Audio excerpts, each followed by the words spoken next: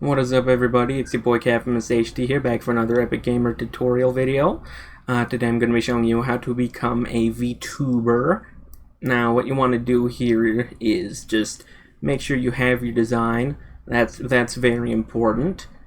Sometimes you can start with a sketch, you know, if you're that kind of person. This is one of my older pieces, so the shading's not all that it's cracked up to be, if you ask me. But yeah, so all you have to do is get your design ready, and in our program like Krita or GIMP will work too, not Fire Alpaca or Clip Studio Paint. Those won't work.